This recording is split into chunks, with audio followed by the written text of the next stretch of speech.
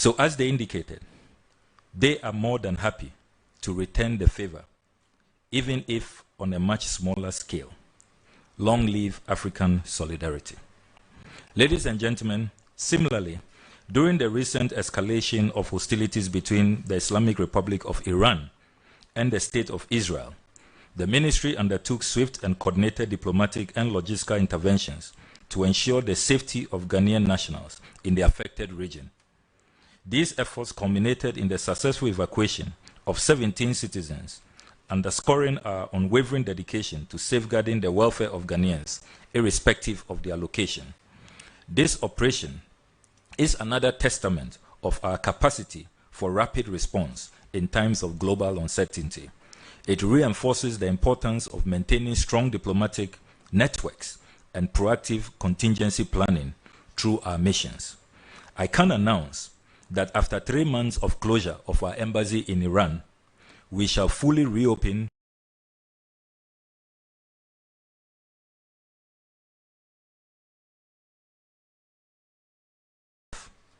The ministry remains vigilant in monitoring international developments and stands prepared to act decisively whenever the safety and security of Ghanaian citizens and our foreign service officials are at stake.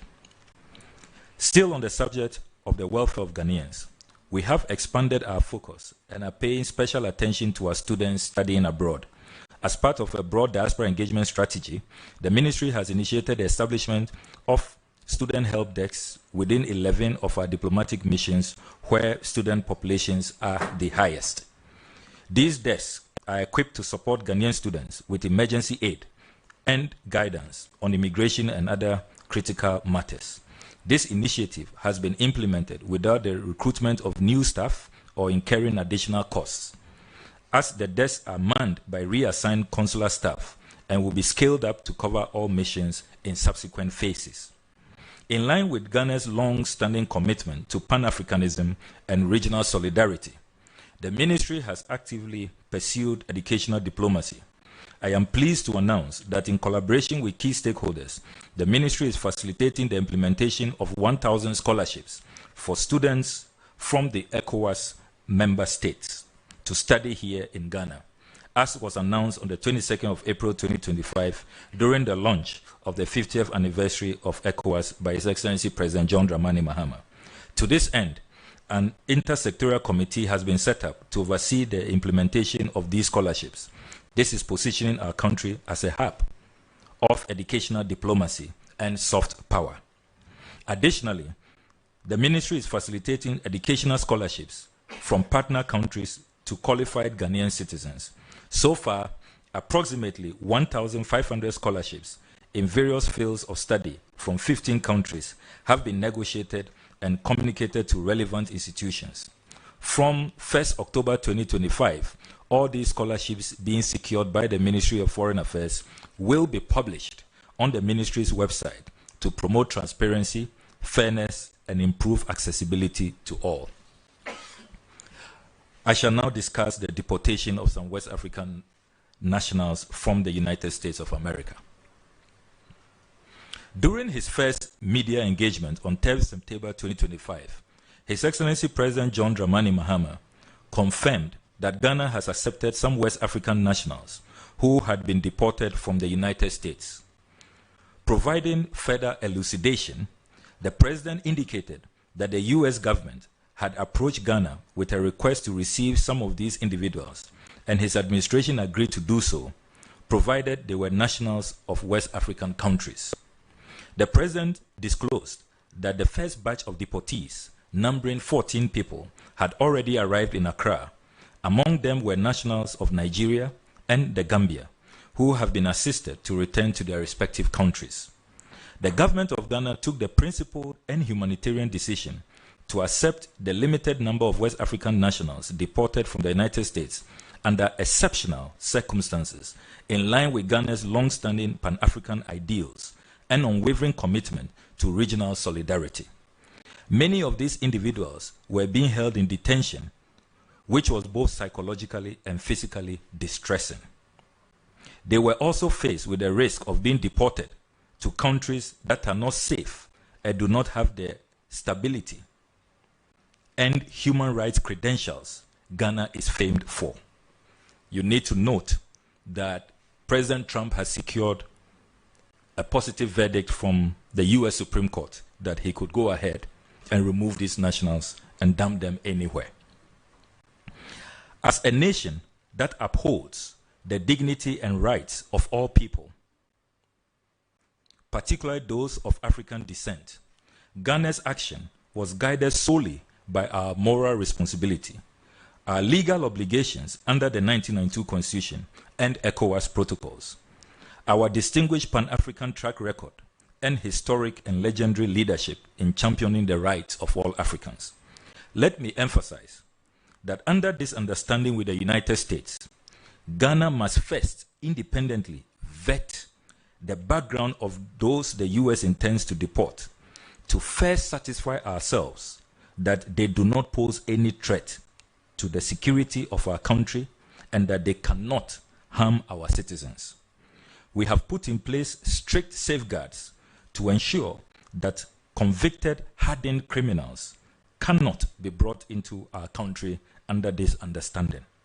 The Mahama administration will never compromise the safety and well-being of Ghanaians. This understanding with the US has been thoroughly discussed by Cabinet and has also received the Attorney General's advice. By established convention, MOUs are not sent to Parliament for ratification. I have inherited hundreds of MOUs from the previous administration, which were not sent to Parliament for ratification. May I assure the nation that if this initial understanding is elevated into a full-blown agreement, we shall not hesitate to comply with Article 75 of the 1992 Constitution by proceeding to Parliament for ratification. President Mahama carried out full disclosure at his media encounter because he's a staunch believer in the principles of transparency and accountability. In addition, he has absolutely nothing to hide on this matter. It is important to stress and to state unequivocally that Ghana has not received and does not seek any financial compensation or material benefit in relation to this understanding. Our decision is grounded purely on humanitarian principle and Pan-African solidarity, to offer temporary refuge where needed, to prevent further human suffering, and to maintain our credibility as a responsible regional actor. Ghana's decision must be understood as an act of Pan-African empathy. It is not transactional. Like Rwanda, Eswatini, Uganda, South Sudan, who are welcoming fellow Africans, we are standing up for our brothers and sisters in distress. And this should not be misconstrued as an endorsement of the immigration policies of the Trump administration. It is worth emphasizing that since the days of our forebears, Ghana has hosted freedom fighters, welcomed all Africans in the diaspora, offered them safe haven, resources, citizenship, and even our passports. That is why we are seen as the Mecca of Pan-Africanism. We shall not depart from that inspiring track record. I shall now discuss passport administration. Distinguished ladies and gentlemen, I am pleased to report that the recent reforms undertaken by my ministry in respect of passport administration have already begun yielding significant results. As part of our digital transformation agenda, the ministry successfully rolled out the chip-embedded passports on the 28th of April 2025, placing Ghana among the African countries to implement this internationally compliant travel document. These next-generation passports boast over 175 advanced security features, up from 32 in the previous version, and meet the highest international standards set by the International Civil Aviation Organization, ICAO. This has drastically improved the credibility and security of Ghanaian travel documents on the global stage. We also enhance our mobile passport application service to support applicants with limited mobility, starting with a specialized deployment to assist this year's Hajj pilgrims, a demonstration of our commitment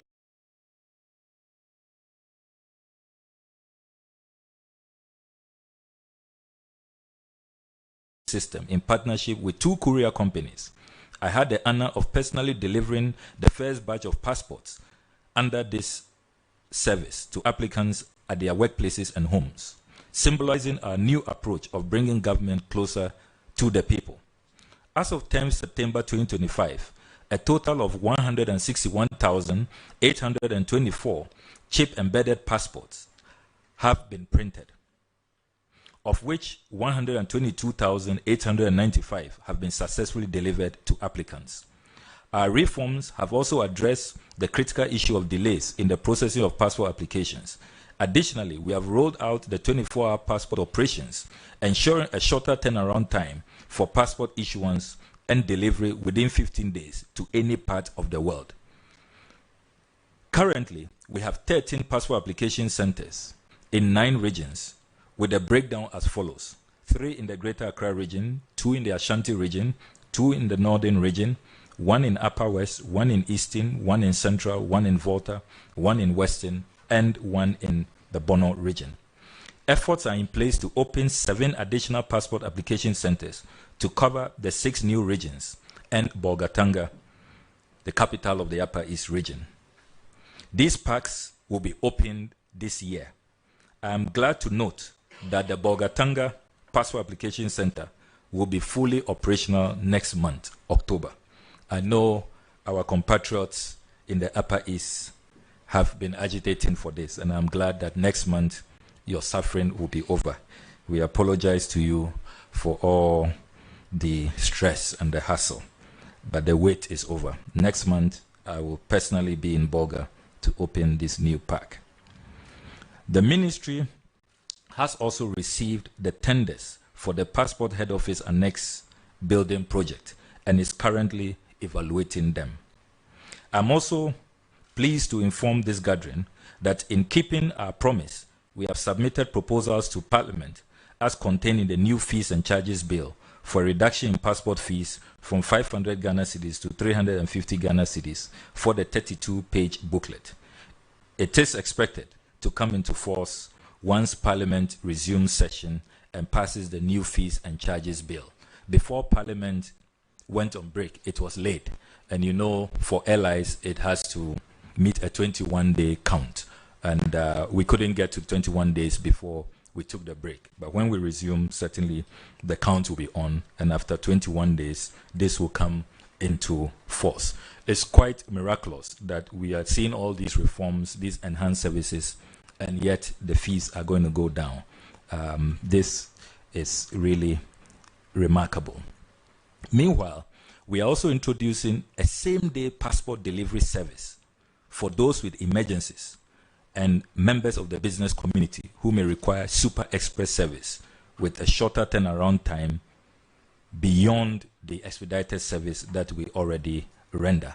And this is also contained in the new fees and charges. So when these new fees and charges matures, you will see that a new service provision will come into force where you can obtain a passport in a day without going through a middleman or a goro boy, as they are infamously called. The era of passport backlogs, I inherited over 70,000 of them, waiting for months before your passport is issued and being exploited by the infamous goro boys, are all behind us now. And we dare say that they are gone for good. Additionally, we have instituted a modernized digital application platform, established a 24-hour customer call center, and streamlined the process flow in partnership with the National Identification Authority. This has enabled real-time cross-verification, thereby reducing fraud and expedited processing. You may also wish to note that the ministry has also introduced in our missions a 5-day visa processing policy, with e-visas to be introduced next year, 2026. Ladies and gentlemen, we shall now focus attention on STRIDE. In a significant step toward long-term fiscal prudence and enhanced global representation, Cabinet has approved our strategic transition from renting to infrastructure development, STRIDE. So that is what the STRIDE initiative represents. Strategic transition from renting to infrastructure development, STRIDE. Under this landmark policy, the ministry will progressively reduce its reliance on rented facilities for its missions abroad by acquiring and developing permanent state-owned properties.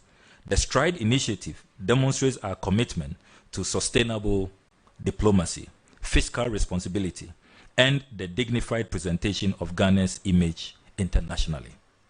Ghana cannot continue spending $15 million every year on rent for diplomatic missions. This cannot be judicious use of taxpayer resources. Our image is not enhanced abroad, and it certainly does not do our foreign service any good. The reset agenda demands that we fix this, and I pledge to you that we shall do just that.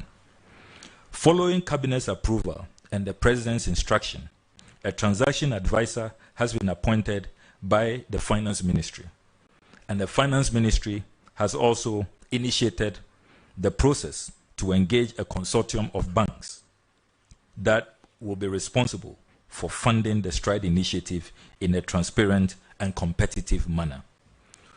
So far, we have documentation confirming land donation to Ghana in 23 countries for construction of chanceries and residences. These lands will be fully utilized to save costs and drastically reduce the financial burden of STRIDE. So in 23 countries, we don't have to purchase land. We have donations because of our good bilateral relations with the governments of those countries. And it really cannot be prudent to own lands in these 23 countries and at the same time be renting at really exorbitant costs for all these decades. And the sad part is that some governments are beginning to threaten that they will take their land back if we are not going to make good use of the land. And that is why this STRIDE initiative is so timely and must be supported by all. Distinguished ladies and gentlemen, may I use this golden opportunity to announce that the Mahama administration has decided that these new Ghana embassies and high commissions to be constructed across the world must have a standard design which should depict our unique heritage and culture. We are therefore today announcing an open competition which should lead us to select the most iconic, green and creative architectural design for Ghana House, as they will be known across the world.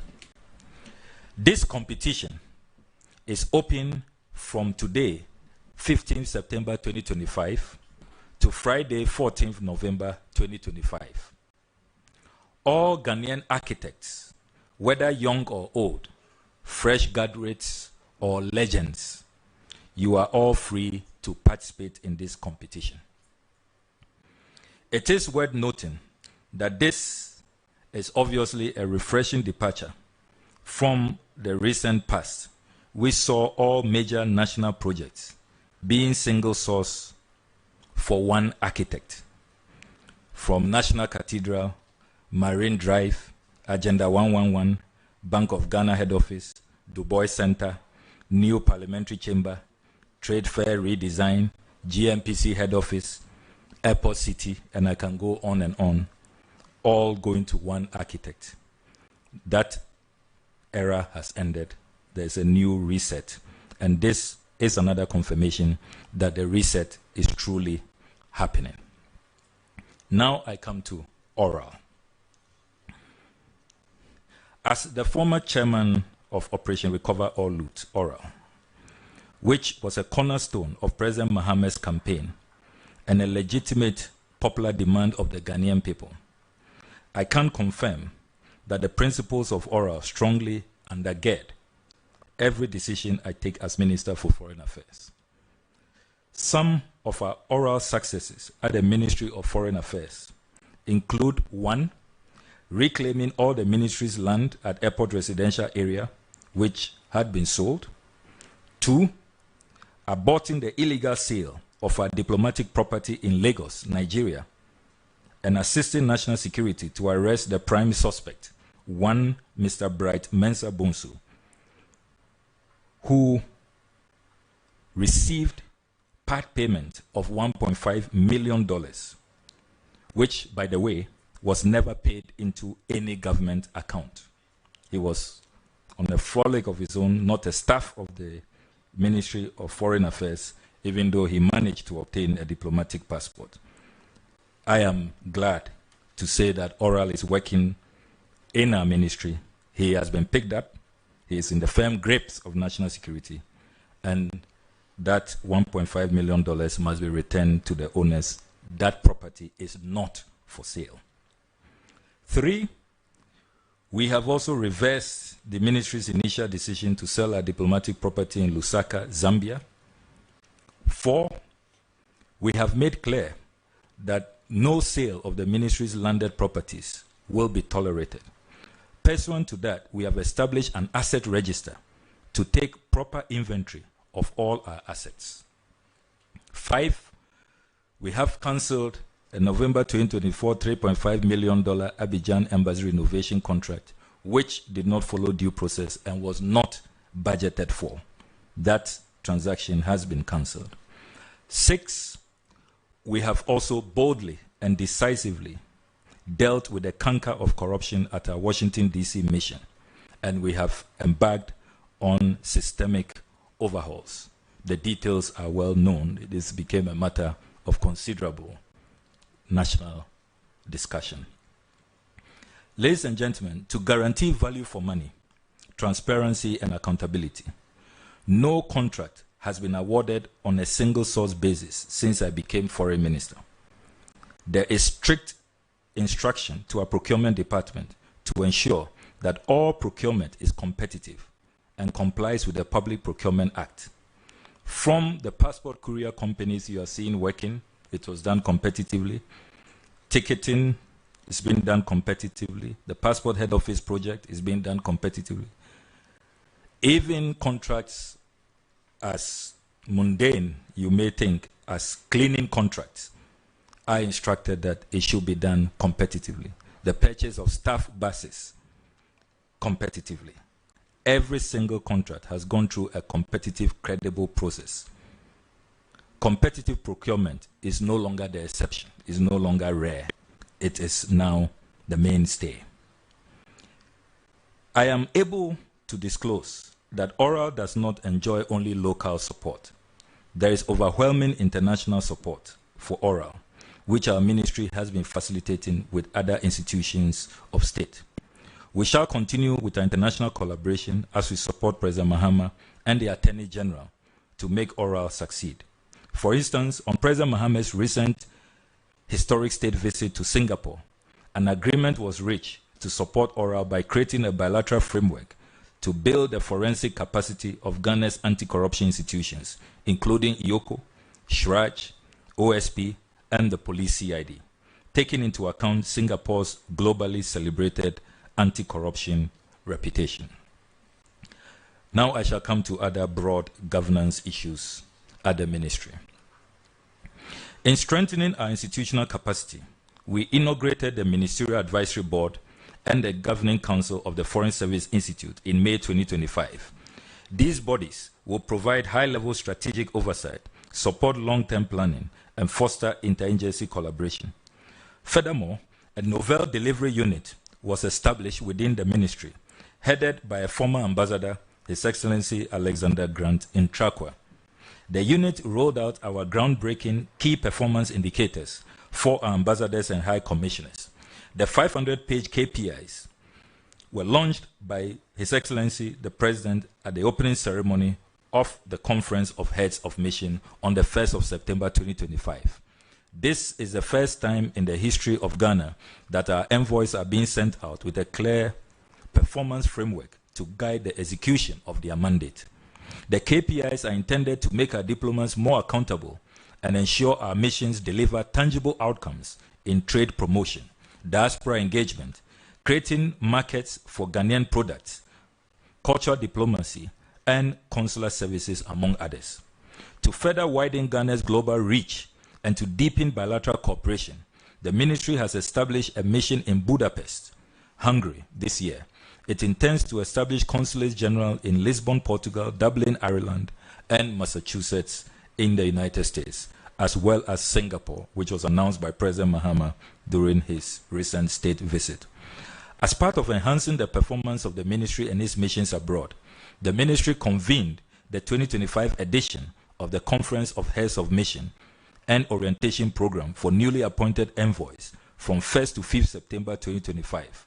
The program brought together Ghana's ambassadors, high commissioners, consuls general, and a cohort of newly appointed envoys to engage in high-level deliberations on the evolving role of diplomacy in advancing Ghana's national interests. The conference anchored on the theme harnessing the dividends of diplomacy for Ghana's reset agenda, provided a platform to realign Ghana's diplomatic efforts with the government's broader vision of national renewal, economic transformation, and global repositioning. Alongside strategic discussions, the program included briefings by key resource persons, including honorable ministers and technical experts on the government's policy directions. Her Excellency the Vice President, Professor Jenana Opoku-Agyeman, lent further weight to the proceedings by joining the launch of the KPI initiative. At the same time, the Gammanche, Ni Taki Teiko Chru II, who chaired the opening ceremony of the conference, spoke passionately about the importance of cultural diplomacy. And you all agree that his address was most illuminating.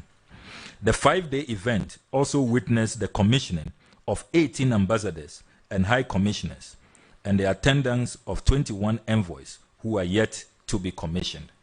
The highlight of the week was the closing ceremony awards and dinner night, which was graced by the Chief of Staff, the distinguished Julius Debra, as the guest of honor, Minister for African Integration and Foreign Affairs of Senegal, Her Excellency Yassine Fall, honorable ministers, as well as other government officials. 5 of our veteran diplomats, whose distinguished service has shaped Ghana's diplomatic legacy, received meritorious awards. They are Dr. Obed Asamoah, the longest-serving foreign minister, Ambassador James Victor Beho, Dr. Mohammed Ibn Chambers, Ambassador Chris Bodo, and the 101-year-old Ambassador Richard Maximilian Akwe. He is the only surviving diplomat, the first 10 diplomats who established the Foreign Service of Ghana. He is the only surviving diplomat. Really blessed indeed. And he told me that he's really glad that his sacrifices have been finally recognized. And I want to thank colleagues for making that happen. Now, regional integration and candidatures. Ghana's visibility and leadership on the African continent have grown significantly in the past 8 months.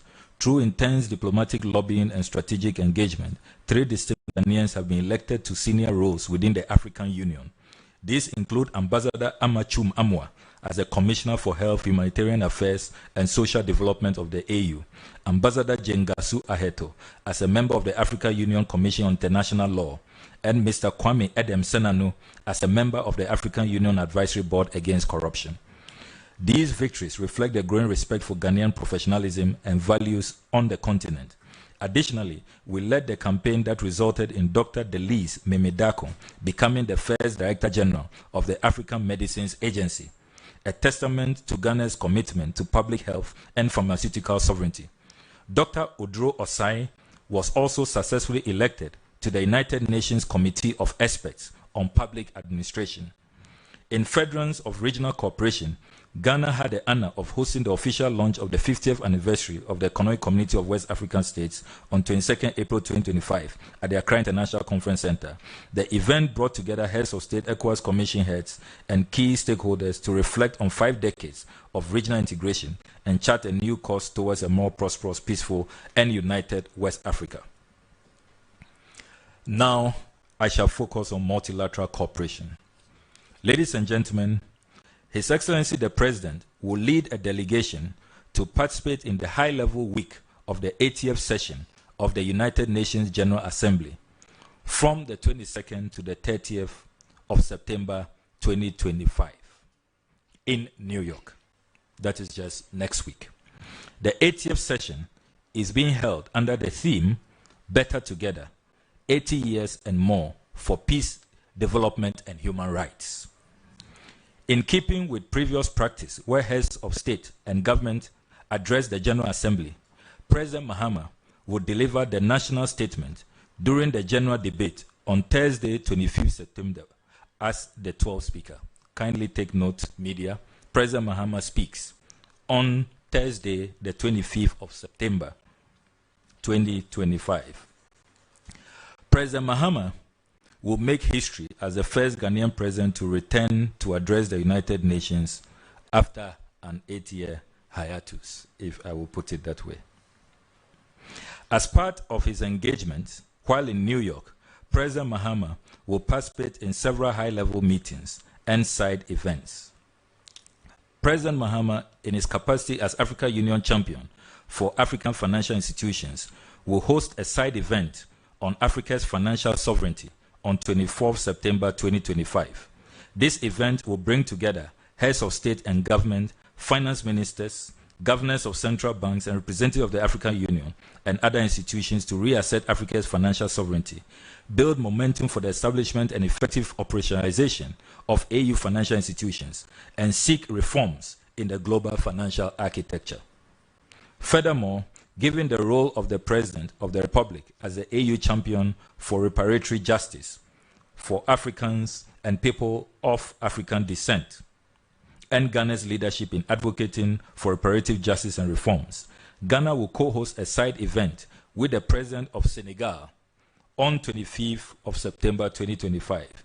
The President is also scheduled to hold several bilateral meetings with his counterparts to discuss issues of mutual interest. Some of the highlights of these bilateral engagements include a bilateral meeting with the President of South Africa, a bilateral meeting with the President of the Republic of South Korea, a bilateral meeting with the Emir of Qatar, the Crown Prince of Kuwait, the President of Sudan, Prime Ministers of Netherlands, Austria, Ukraine, and Suriname. Bilateral and international cooperation. Ladies and gentlemen, our international cooperation efforts have extended well beyond the African continent, underscoring Ghana's commitment to constructive global engagement. I had the honor of leading and facilitating several high-level diplomatic engagements, which have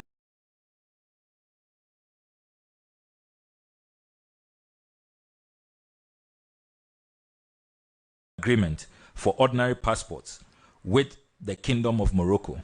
We have also concluded and ratified visa waiver agreements with the Republic of Mozambique, the Republic of Colombia, the Democratic Republic of Sao Tome and Principe, and the Commonwealth of Dominica.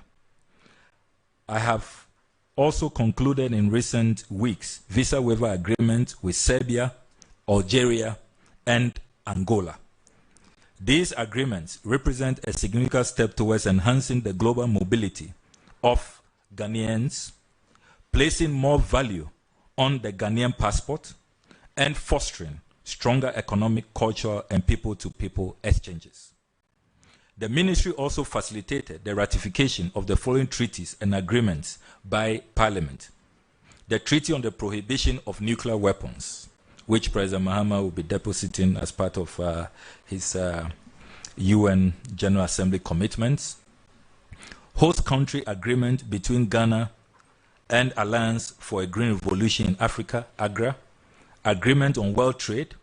Host country agreement between the Republic of Ghana and Afrobarometer LBG.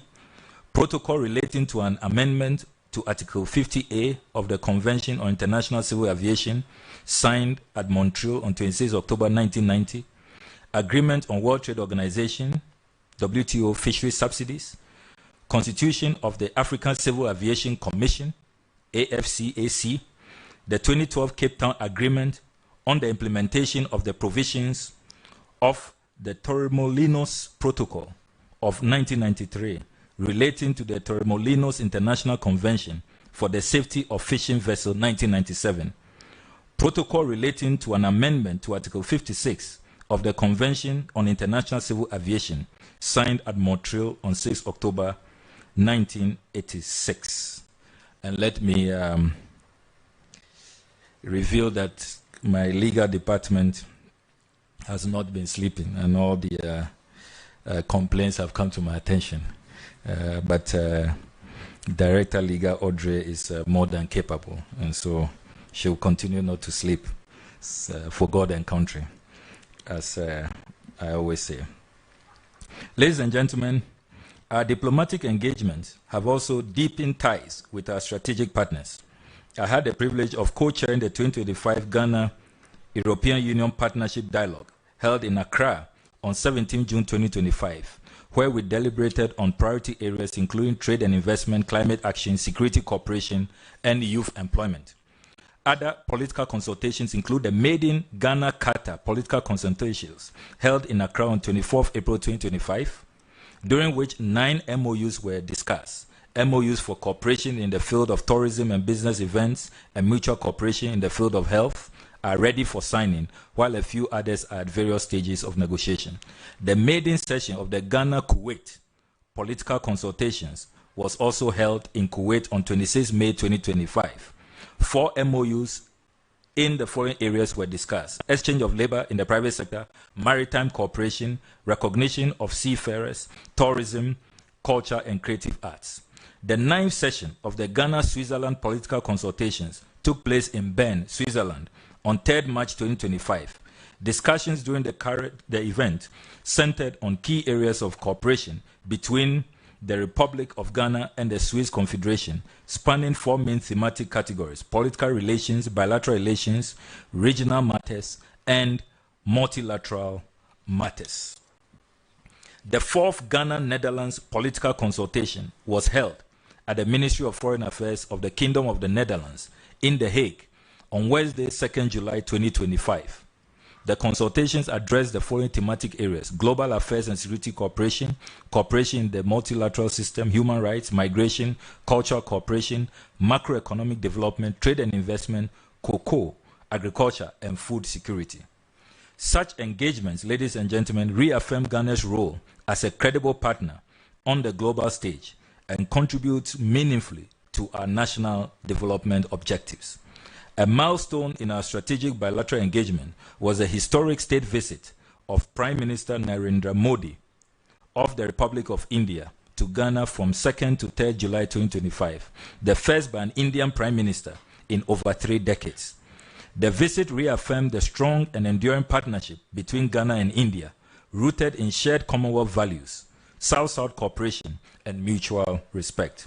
During high-level discussions, both leaders explored key areas of collaboration, including trade and investment, green energy, healthcare, digital innovation, education, defense, and critical minerals. India also pledged technical support for Ghana's vaccine hub ambitions and digital payments infrastructure, drawing on its Unified Payments Interface, the UPI model. The visit culminated in the signing of 4 memoranda of understanding covering cultural exchange, standards and certification, traditional medicine, and a joint commission mechanism. Outcomes included a commitment to double bilateral trade and deepen cooperation in emerging sectors. This comprehensive partnership marks a new chapter, an elevation in Ghana-India relations, and reflects Ghana's broader commitment to inclusive, equitable, and forward-looking partnerships within the global South.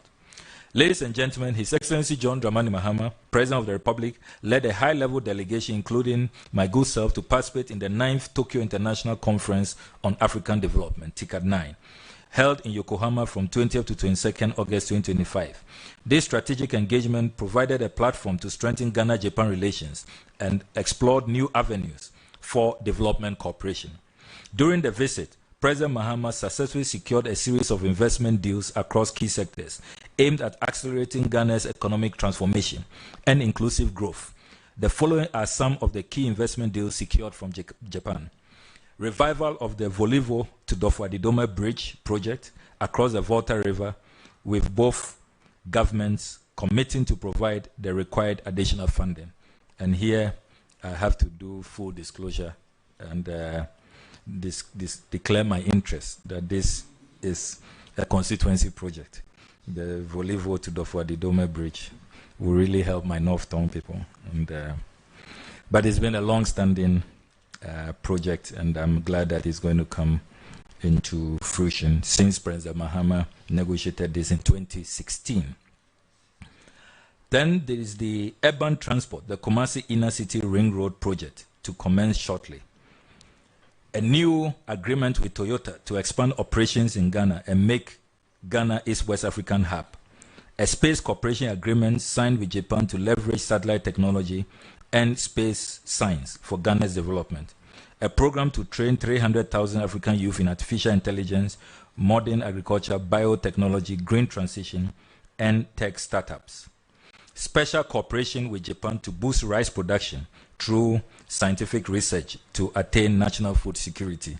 Here again, Aveima rice in my hometown, which has collapsed, is likely to be revived. Then $100 million secured to support new agricultural projects. Then a strategic partnership with Japan as the country considers investing $1.5 billion in Africa, with Ghana identified as a primary beneficiary. The following memoranda of understanding were signed on the margins of the summit: cooperation on promoting business and investment relations between Ghana and Japanese businesses, space business cooperation, co-creation, development implementation of information technology education curriculum in Ghana, industrial development through the expansion of the automotive business. At the invitation of His Excellency Tharman Shanmugaratnam, President of Singapore, President John Dramani Mahama undertook a historic state visit to Singapore from 26 to 28 August 2025, becoming the first Ghanaian president to do so. The visit aimed at strengthening bilateral cooperation across key sectors, including trade, investment, education, science, innovation, agribusiness, urban development, and the digital economy. It also sought to foster strategic partnerships that support Ghana's economic transformation while enhancing Singapore's engagement with African markets. During the visit, the President had the opportunity to present Ghana's investment potential to a distinguished group of global investors and development partners.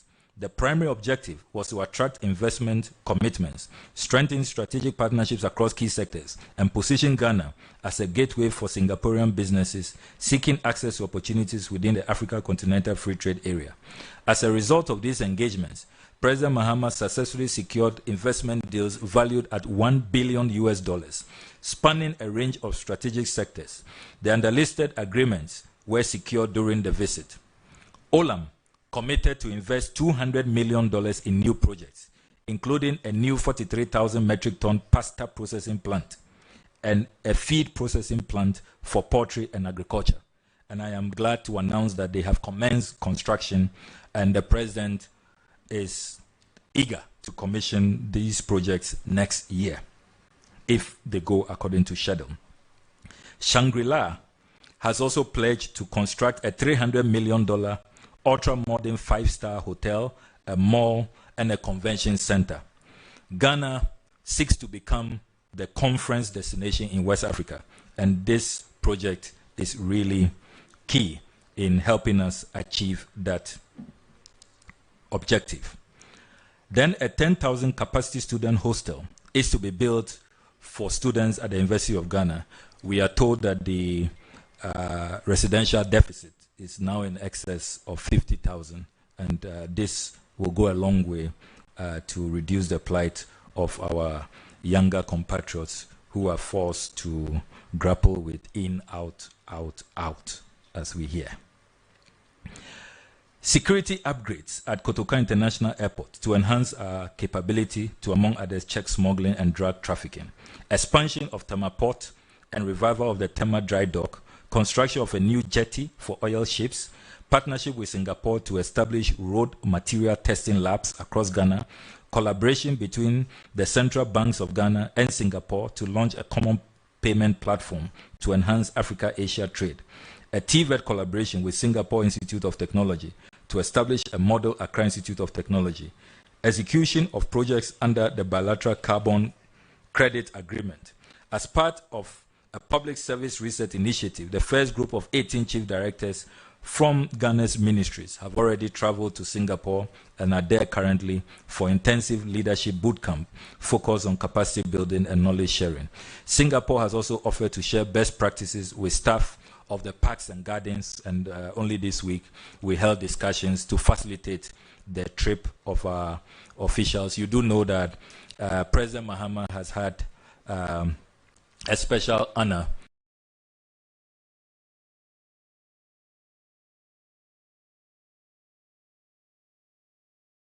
a special orchid has been named after him. He's the only second Ghanaian after Kofi Annan to have that honor at that UNESCO heritage site.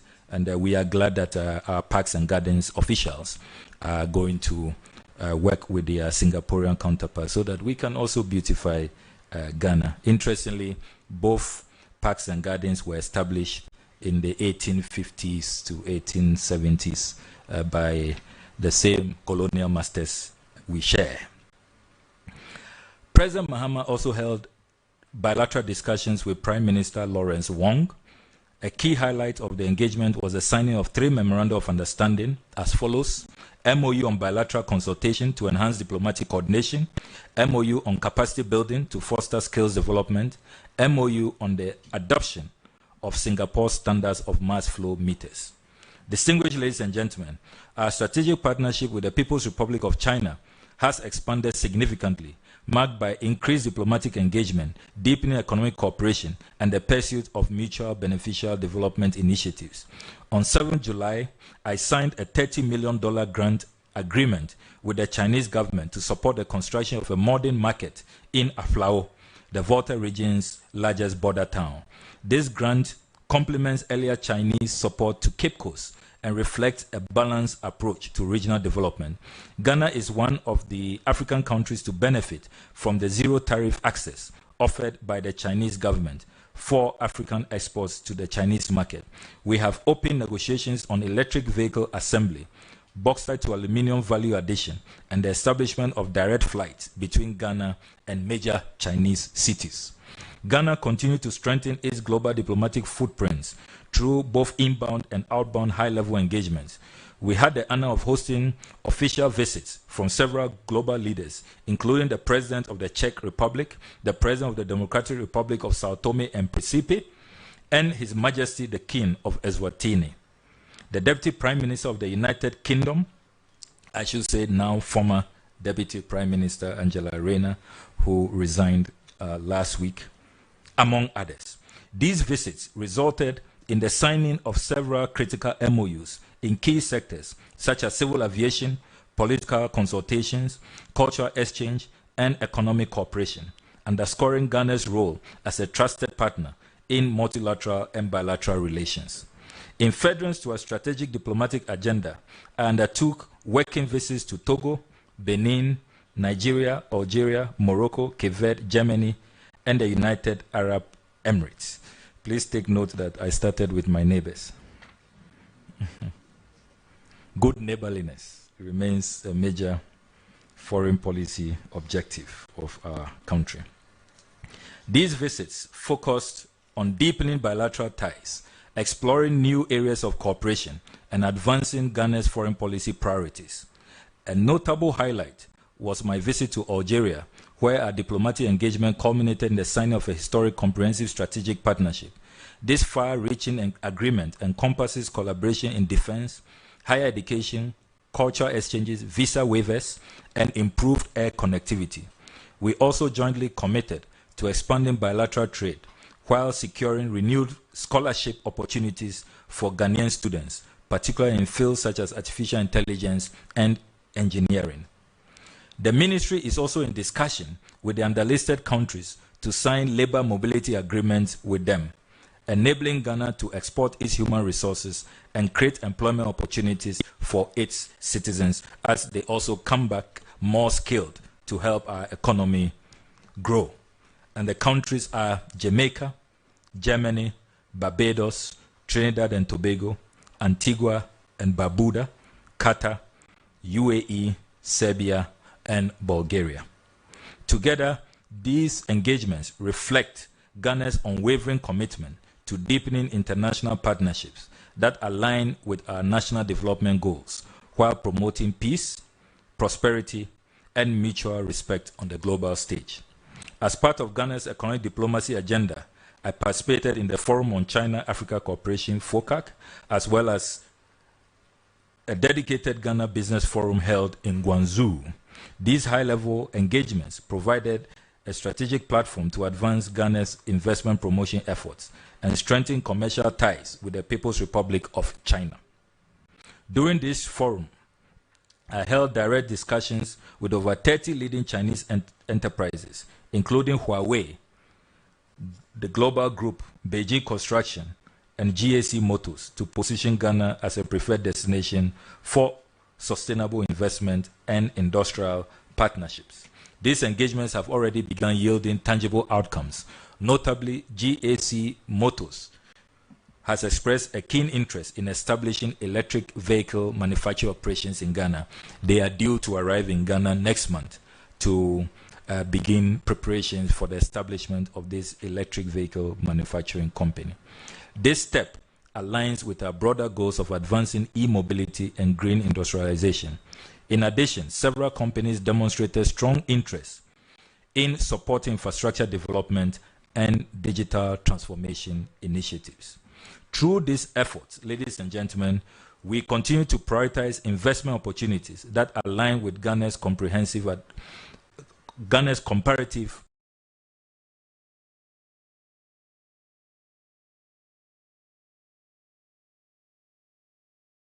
and accelerate inclusive economic growth. Ladies and gentlemen, Ghana's diplomacy is undergoing a meaningful reset and a purposeful transformation, recalibrated not merely as an instrument of statecraft, but as a catalyst for inclusive development, national pride, and global leadership. The ministry is at the forefront of this renaissance, delivering tangible results, leading with integrity, and consistently championing the interests of Ghanaians both at home and abroad. And that is why I am delighted to indicate that we now have new conditions of service to further motivate our hardworking and dynamic staff at the Ministry of Foreign Affairs. As they deliver more results, we must also be interested in their welfare and doing more to motivate them so that the morale will continue to be high. I see Ambassador Akins is excited about that. With the continued support of all stakeholders and the Ghanaian people, we remain steadfast in our commitment to building a foreign service that is professional, people-centered, and purpose-driven.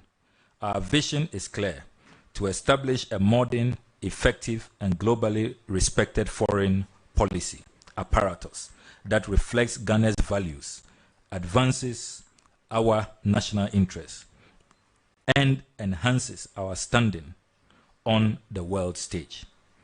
The Ministry of Foreign Affairs stands ready to meet this mandate with dedication and resolve in service to the nation and its citizens, definitely for God and country. I thank you for your attention.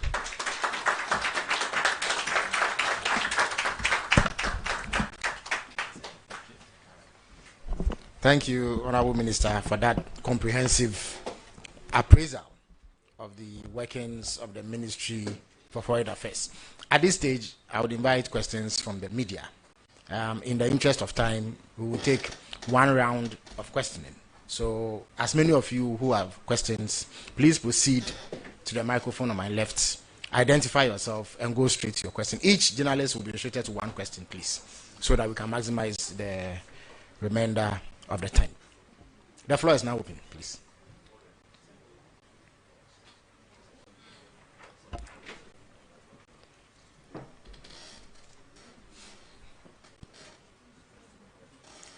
Right.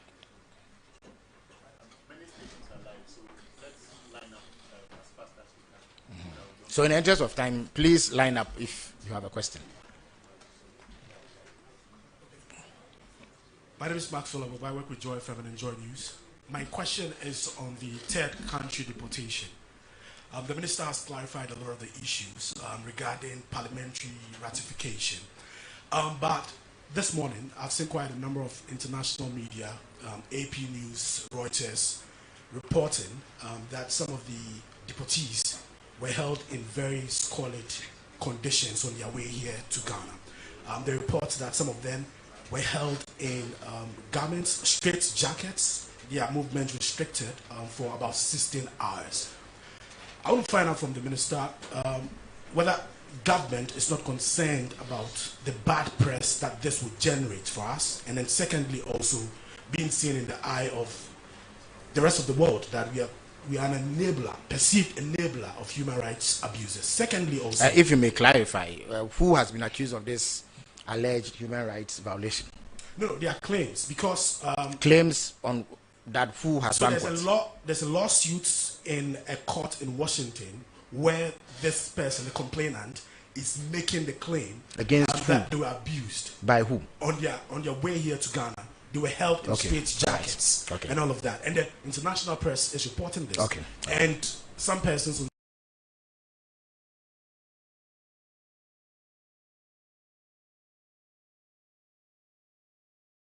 Second question is tied to this. Second question. All right, I'll give you that dispensation. Thank but you. Only this time. Yeah. Thank you very much. So I want to find out, is this memorandum of understanding strictly tied to just West Africans, or we'll get to the point when we'll take in other nationals out of the sub-region? Thank you very much. Thank you very much. Yeah. God bless you. Thank you very much. My name is Fred Zuwer, freelance journalist. Minister, I know you've engaged your Chinese counterpart in a couple of diplomatic engagements, I mean, regarding economic relations and stuff like that. But to what extent have you engaged them regarding the distraction to our environment as far as illegal mining is concerned? Thank you. Thank you very much. Good morning. I'm Salamat Kukwa Pinto. I work with the Despite Media. My question to the minister is, I want to know from him whether his ministry grants the former president and the former vice president their courtesy duties. Please. All right. Thank you. Thank you very much. My name is Patrick Asford Buedu. I'm with Radio Gold. Security-wise, Honorable, I want to find out if the presidential jet currently that the state is using is in good state.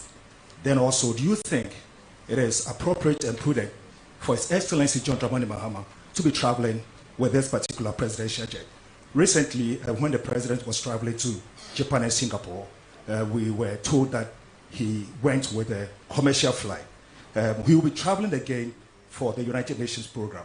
I want to find out whether he will be traveling with a commercial flight again. Thank you. Thank you very much. I am Akosi Aocho. I work with CTFM. Permit me, I have two questions. Minister, on August 1, President Mahama, on behalf of government, delivered food products as a humanitarian donation to Palestinians. Now, in his speech, he says, this gesture of compassion aims to respond to the needs of the people in Gaza, particularly innocent civilians who are enduring unimaginable hardship. At the same time, this humanitarian support, the Coalition of Ghana Scholars Abroad earlier this year, in a letter to the president, called for immediate attention to alleviate their struggles, or they cited a non-payment of stipends for 11 months. Now, in light of the president's message of gesture of compassion and Ghana's support for people suffering abroad, how does your ministry justify prioritizing large-scale humanitarian donation with the ongoing, for lack of better words, neglect of students who have described as their hardship that they're going through? And then secondly, I'm happy that you mentioned 24-hour operations, starting off with the passport centers. But I want to find out if you can provide us specific numbers or figures of how many people have been employed in line with your one job, shift, 3 shifts, and then 3 people? Thank you. Thank you very much. I'm leading with the Ghana News Agency. My question is bordering on the former foreign ministry premises that was gutted by fire some years ago. Government's plan for it. And number 2, the banquet hall of the State House. It has been left in the state that we are no longer using it. And when a building is in such a situation, it will be deteriorating further and further. And the third one is on the Accra International Conference Center. Years back, there were some development of cracks in the building. And what is government doing about these 3 state assets? Thank you very much. Let me indicate that this will be the last question. The minister would answer these questions, after which we'll bring the proceedings to an end. Thank you very much. Honorable Minister, the floor is yours. Well, let me thank you all for the very insightful questions. I have written 10 questions from all of you, and I will proceed on the order with which we received the questions. Maxwell Agbagba of Joy, on the third country deportation, you are wondering if we will not be seen as an enabler. To the contrary, I mean, these people had their rights being violated already before their departure. We have followed the lawsuits that have been filed, and it is important to stress that Ghana has not been cited. We are not a target of these persons who say their rights have been violated. Their target is the United States, the Trump administration.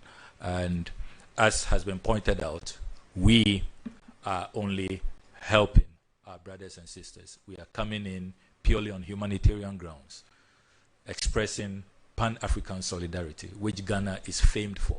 So we should rather be seen as a country that wants to look out for its fellow Africans. That is why we made it clear to the Americans that we will not accept $1. We don't want any, because it comes with some financial burden, you know, hosting them, taking care of the accommodation and all of that before they transition to their countries. But we said that we will not, because it could be misconstrued and the impression could be created that we are doing this for some other motive, some financial objective. We are not seeking any financial gain at all, and we have stated that under no circumstance will we accept any financial reward for accepting. We just could not continue to take the suffering of our fellow West Africans. And remember that West Africans can come to our country visa-free for 90 days under ECOWAS protocols. So really, what we are doing is consistent with our ECOWAS protocols. The second part of your question, Maxwell, is that are we going to be expanding this to other Africans? For now, the strict understanding we have with the Americans is that we are only going to take West Africans. And we did that because we noted that in other regions of Africa, other countries were looking out for citizens of those regions. For example, Uganda, Rwanda, Eswatini, Sudan, taking care of Africans from other regions. So we thought that since there was a vacuum in West Africa, we should step in as part of our Pan-African credentials to take care of West Africans. So for now, it is tied strictly to West Africans. Then Fred Duho on China and Galamsey. We have very great relations with China, and to be fair to the Chinese, a lot of them are doing good business. They are investing in transformative projects. There is no official China government policy to come and destroy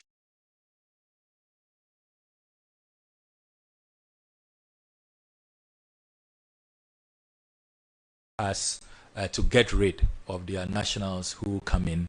And as you do know, we have been cracking down, arresting them, prosecuting them, and we will continue with the arrests and prosecutions. I can confirm to you that as part of my recent visit to China, I went to the state where they are notorious for sending their nationals here to engage in Galamsey. I met with the governor, the city authorities, and Director Asia is here. He can confirm that in that meeting, I did not mince words at all. I really stated President Mahama's position that this cannot continue. We welcome good investors to come partner with us and transform our economy, but we will not accept you sending your nationals here to engage in Galamsey. And we made that very clear to the city authorities. What we have also done subsequently following that meeting is that we have a new policy now at our embassy in Beijing and our consulate in Guangzhou, where we no longer process group visa applications. That's the new policy. Everybody must show up for an interview, and no matter if you claim you are coming for a conference, an excursion, whatever, you must all produce yourselves individually and apply individually. So there's a strict directive that no more group processing of visas, which was one of the outcomes of the meeting we held with the city authorities. I forget the name of that city. The Guangxi province, and the city specifically is Nanning, yes, Nanning. So I can assure you that we are dealing with that matter very fairly in our national interest, because this Galamsey menace is really a menace that all of us must confront. And it aches my heart. It gives all of us sleepless nights. It is an existential threat we face. And if we don't deal with it boldly and ruthlessly, we are virtually on a suicidal path. And the little we can do as foreign ministry, making sure that at least we stop suspicious characters from coming in, we are doing that. Of course, we are not responsible for going into the field and removing those who are engaged in that. We have other ministries who are capable and competent in dealing with the ground menace. Then I come to our lady from Despite, Salamatu, who is asking if the courtesies and privileges due the former president and the former vice president, if they are intact. I can confirm to you that all the courtesies due our former president and his spouse, not only the former president, his spouse, the former vice president and his spouse, we extend courtesies and privileges to them.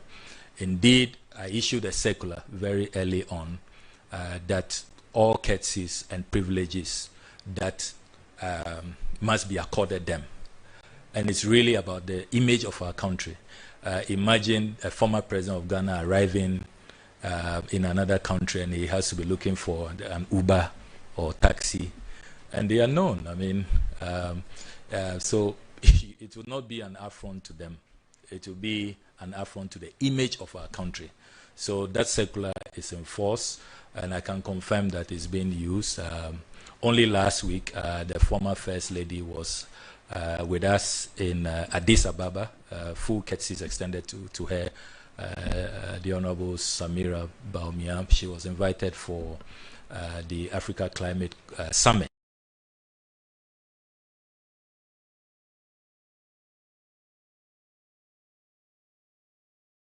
And called me to confirm that can he still proceed to extend full courtesies. I said, yes, why not? Go ahead. So we have been doing that. And I want to assure you, every request I have received, I have approved without delay. So I can confirm that to you. It's about the image of our country. And when it comes to certain matters, we have to put aside needless, petty politicking. Then Patrick Ashford Buedu is asking the state of the presidential jet.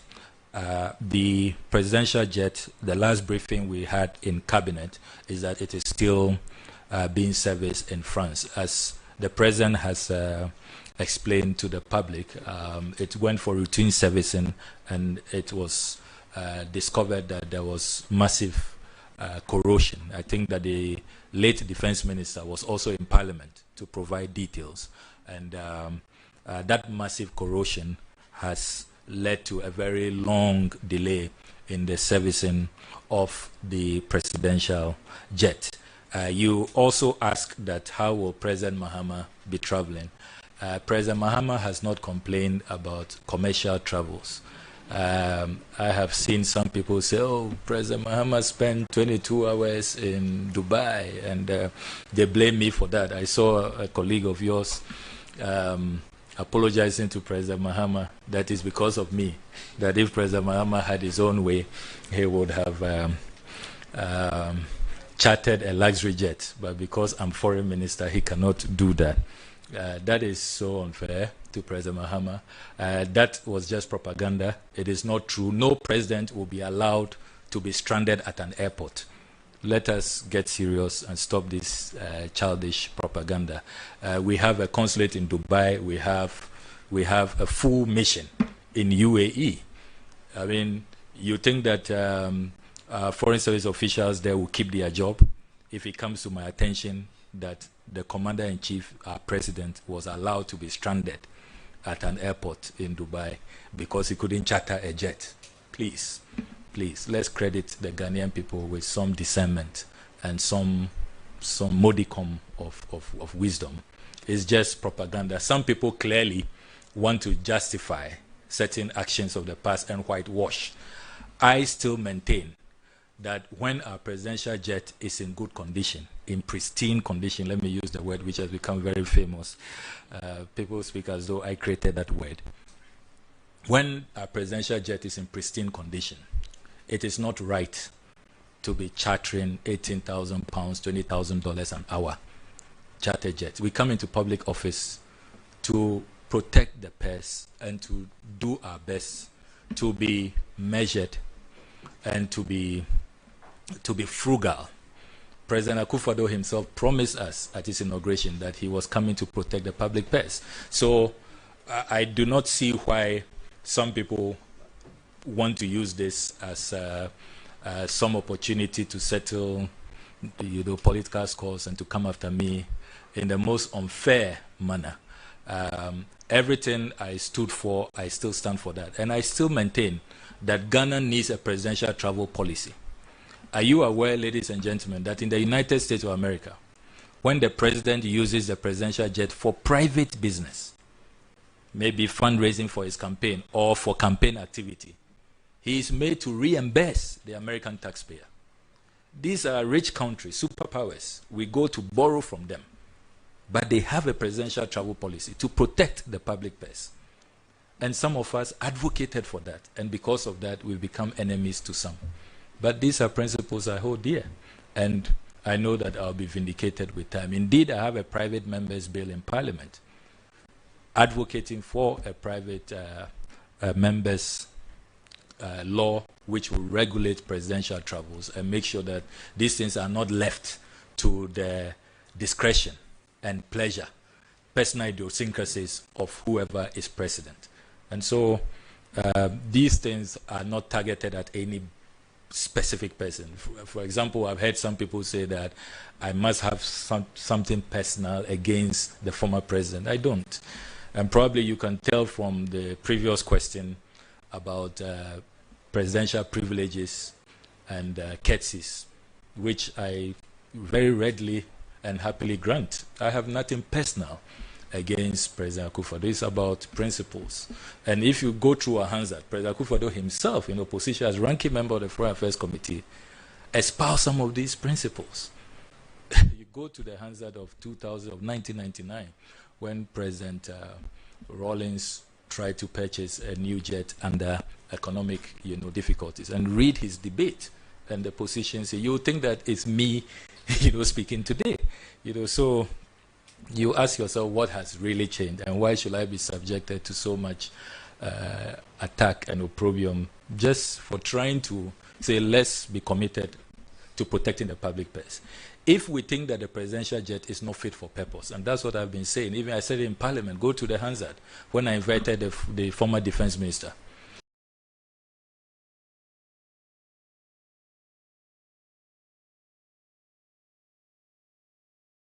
Judicious use of our taxes, sustainable way of ensuring that our presidents travel safely.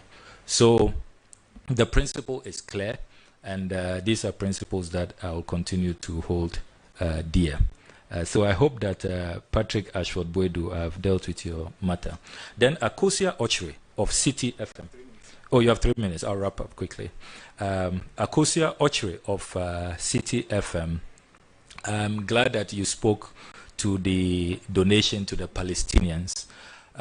Indeed, I believe that most Ghanaians, you all felt proud. There's so many Ghanaians who called me when I went out, many Ghanaians who said, look, for once, Ali, we are also donating something. We are not just receiving. You know, they are tired of us receiving. So I'm glad that you highlight that point.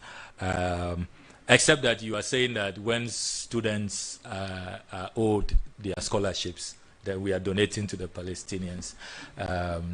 I think that the two are not mutually exclusive.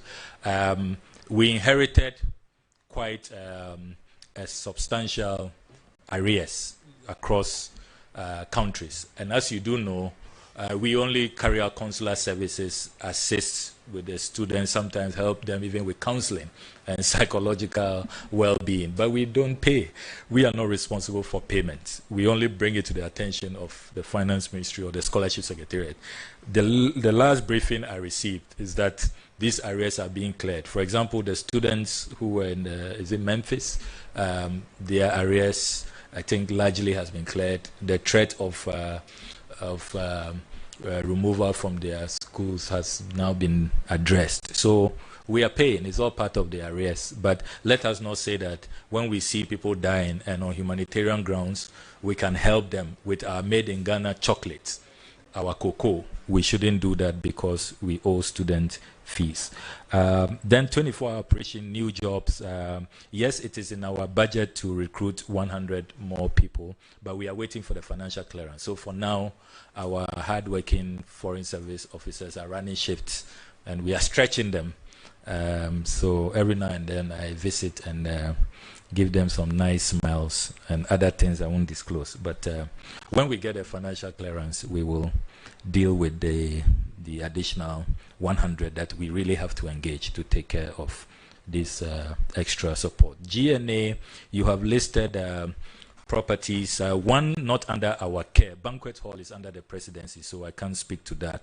But the former ministry building, we have been discussing it at management level, what we can do to restore it. Because, for example, accommodation, a lot of our staff are living very far away from the ministry, and we would like to build apartments to bring our staff close. So we have discussed it. We've done an expression of interest for the private sector to look at it. AICC, we have just concluded a structural integrity report.